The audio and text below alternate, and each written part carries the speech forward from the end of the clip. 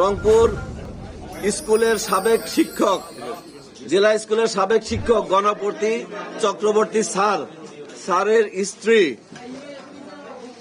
স্ত্রীর নাম প্রীতিলতা চক্রবর্তী ওরফে ভোলা, স্যারের মেয়ে প্রার্থী চক্রবর্তী এবং 12 বছর বয়সী নিষ্পাপ শিশু প্রিয়ম, এই 4 জনের একটা নির্মম হত্যাকাণ্ড। আজকে আপনাকে আমি বলতে পারি, আমার ছোট সন্তানটার বয়সী এই প্রিয়ম, আমি আবেগে আপ্লুত হয়ে যাই।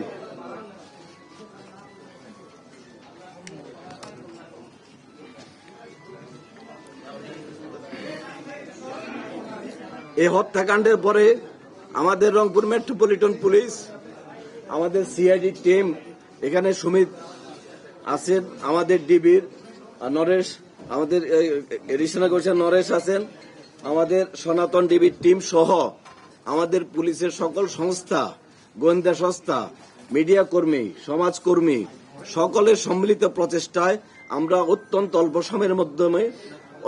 সময়ের মধ্যে এই তথ্যটা উদ্ঘাটিত করতে সক্ষম হয়েছি।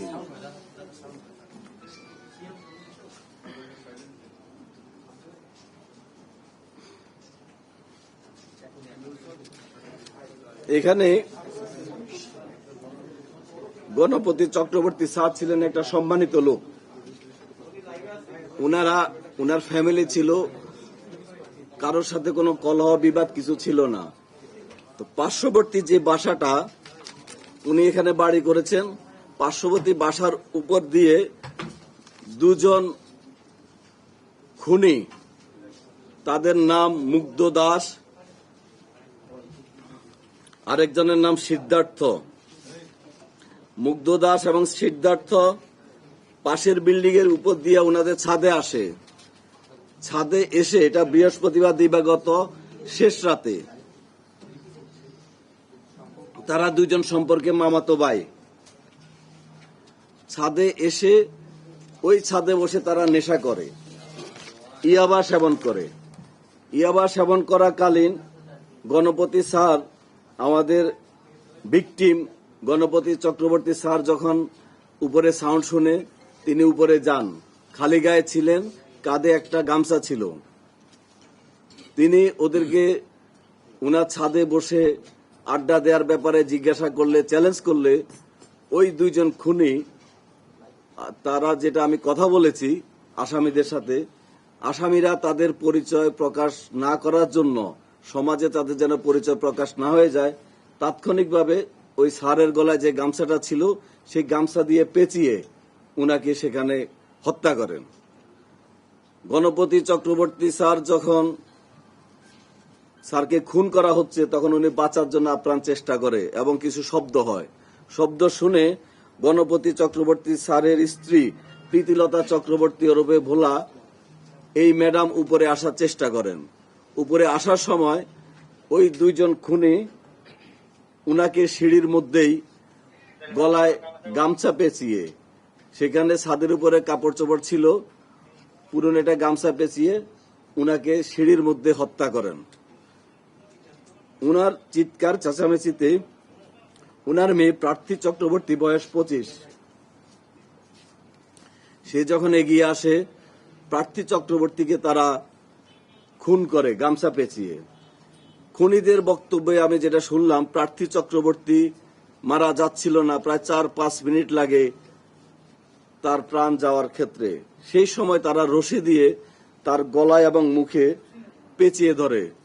একটা প্যাচ গলার উপর দিয়ে যায়, একটা প্যাচ মুখের উপর দিয়ে যায়। তারা এত জোরে এই রশিটা টান দেয়, তার মুখের চোয়াল ভেঙে যায় এবং চোখটা ঠিকরে বের হয়ে যায়।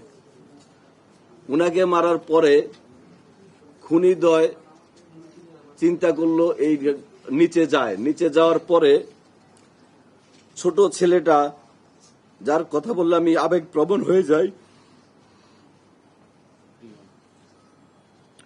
রংপুর জেলা স্কুলের 5ম শ্রেণীর ছাত্র প্রিয়ম,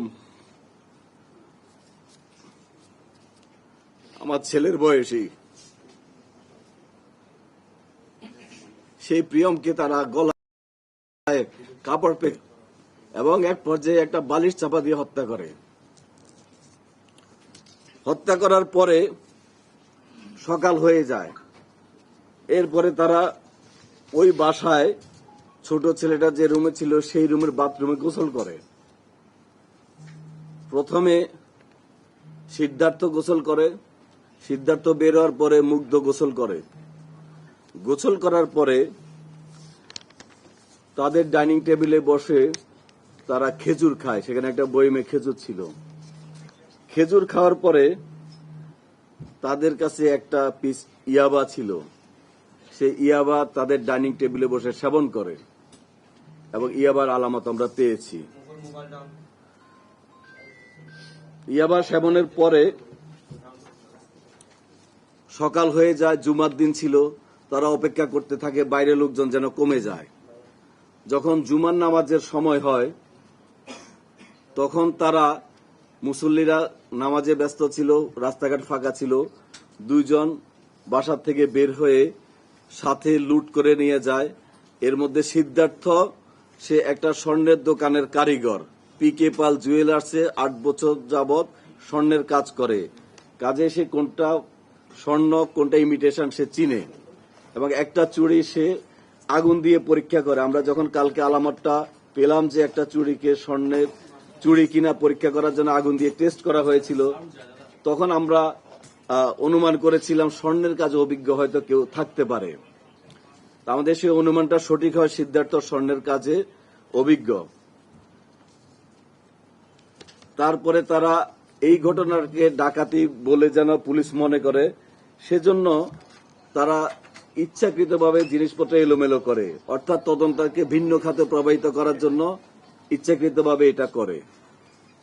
দুপুরের দিকে তারা এখান থেকে বের হয়ে যায়। বের হয়ে যাওয়ার আগে সেই বাসায় 2টা ফোন ছিল। ফোনগুলো তারা ডিটারজেন্ট দিয়ে বালতিতে ভিজিয়ে রাখে, ফোনে যেন কোনো ফিঙ্গারপ্রিন্ট না থাকে। তারা বলেছে তাদের স্বীকারোক্তি অনুযায়ী ফিঙ্গারপ্রিন্ট যেন না থাকে, সেই উদ্দেশ্যে তারা এটা পানিতে ভিজিয়ে রাখে।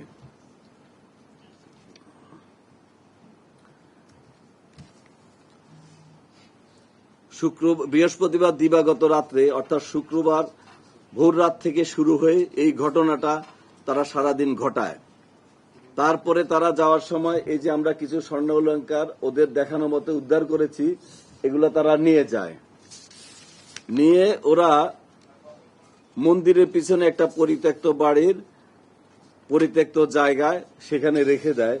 তাদের দেখানো মতে আজকে এই আলামতগুলা জব্দ করা হয়।